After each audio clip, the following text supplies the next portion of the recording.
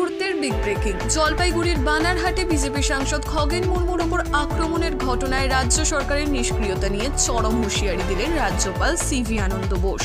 হামলার 48 ঘন্টা পেরিয়ে গেলেও এখনো পর্যন্ত একজন অভিযুক্ত গ্রেফতার না হওয়ায় তিনি ক্ষোভ প্রকাশ করেছেন এবং 24 ঘন্টার আলটিমেটাম দিয়েছেন।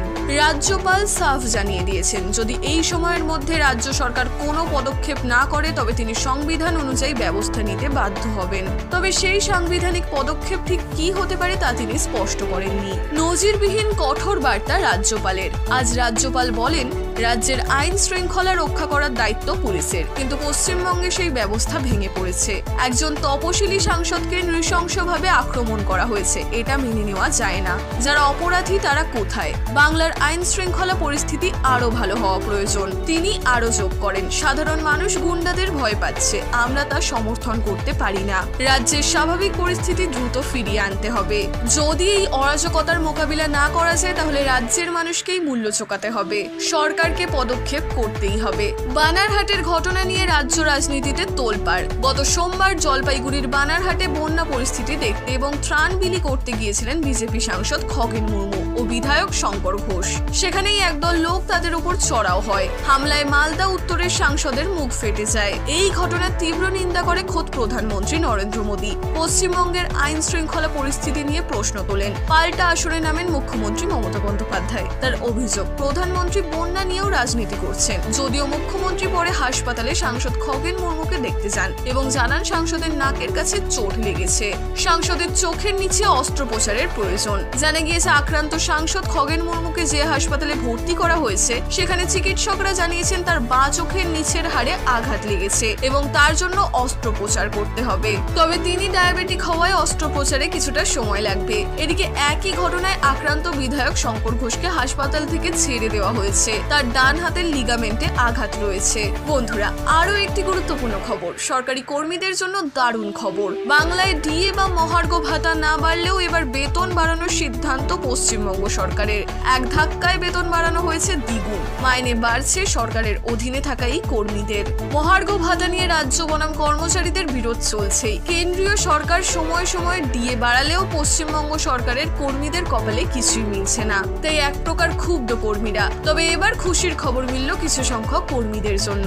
এবার বেতন বাড়তে চলেছে সরকারের অধীনে থাকা কর্মীদের। এই মর্মে জারি হয়েছে নির্দেশিকা। রাজ্য সরকারের তরফ থেকে একাধিক প্রকল্পে লোক নিয়োগ করা হয়, তারা সরকারের অধীনে কাজ করেন।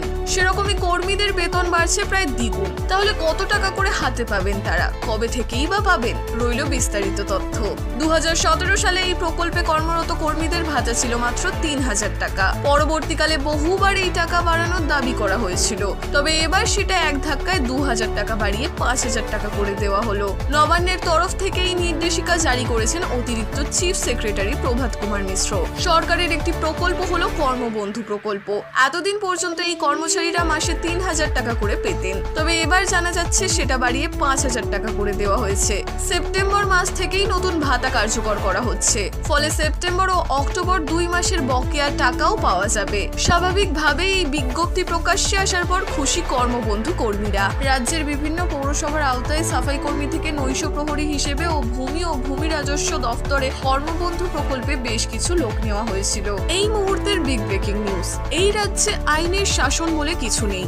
অবিলম্বে পুলিশ প্রশাসন কেন্দ্রীয় সরকারের হাতে নিয়ে নেওয়া উচিত বলে দীর্ঘদিন থেকেই দাবি করেছে বিরোধীরা। তবে সম্প্রতি রাজ্যে যে ঘটনা ঘটে গিয়েছে, যেভাবে ত্রাণ কাজে সামিল হতে গিয়ে রক্তাক্ত হয়েছেন বিরোধী দলের জনপ্রতিনিধি এবং একজন সাংসদ, তাতে কেউ আর মুখ বন্ধ করে থাকতে পারছে না। সকলেই দাবি করছেন যে এই পরিস্থিতিতে কোনোদিন পশ্চিমবঙ্গে শান্তিপূর্ণ নির্বাচন সম্ভব নয়। তাই নির্বাচনের আগে পশ্চিমবঙ্গের পুলিশ প্রশাসনকে নিরপেক্ষ করা প্রয়োজন এবং এই রাজ্যে দুষ্কৃতিরাজ বন্ধ করতে রাষ্ট্রপতির কাছে 355 বা 356 ধারা জারি করার মতো সুপারিশ করা প্রয়োজন রাজ্যপালের। আর আজ জল্পনা বাড়িয়ে রাজ্যপাল দেখা করেন রাষ্ট্রপতির সঙ্গে, যার ফলে বিভিন্ন মহলে কৌতূহল তৈরি হয়েছে যে তাহলে কি অবশেষে বিরোধীদের দাবি অনুযায়ী রাজ্যে জারি জারি হতে চলেছে রাষ্ট্রপতি শাসন।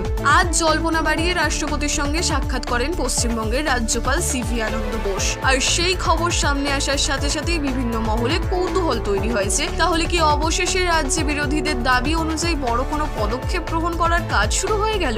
রাজ্যপাল কি রাষ্ট্রপতির কাছে 355 বা 356 জারি করার মতো কোনো সুপারিশ করবেন? আর সেই বৈঠকের পরেই সাংবাদিকদের মুখোমুখি হওয়ার সাথে সাথেই রাজ্যপালকে সেই বিষয়ে প্রশ্ন করা হয়। আর সেই প্রশ্নের উত্তরে ইঙ্গিতপূর্ণ মন্তব্য করলেন তিনি। ঠিক কি বললেন রাজ্যপাল? এই দিন সাংবাদিকরা রাজ্যপালকে প্রশ্ন করেন যে বিরোধী রাজনৈতিক দলগুলো যেভাবে রাষ্ট্রপতি শাসনের দাবি করছে, সেই মতে কি তিনি পদক্ষেপ নিলেন? রাষ্ট্রপতির সঙ্গে দেখা করে তিনি কি পশ্চিমবঙ্গে রাষ্ট্রপতি শাসন লাগু করার ব্যাপারে কোনো সুপারিশ করলেন? সিভি আনন্দ বোস বলেন, গণতন্ত্রে ভিন্ন মত থাকে, রাজ্যপাল হিসেবে সবকিছু বিবেচনা করে দেখা উচিত, মাঠে গিয়ে পরিস্থিতি দেখে তবেই কিছু সুপারিশ করা উচিত আমার।